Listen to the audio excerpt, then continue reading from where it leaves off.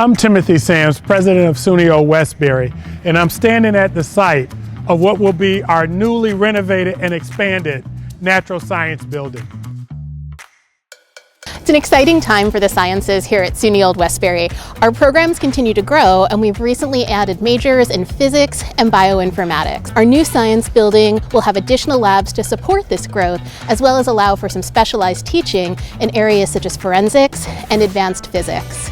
What will be exciting about this platform is that it will be a nexus, a center of gravity for all of those who are interested in not only exploring science, but using science in service of humanity. We want to make sure that when our students leave SUNY Old Westbury, they have experience with cutting-edge modern technologies, and getting our facilities as up-to-date as possible is an important part of that. We're very excited that the building will rely on geothermal wells for heating and cooling. As a president, of course, you like to see buildings go up. But I am also, as a president, a believer that construction represents a commitment to the future.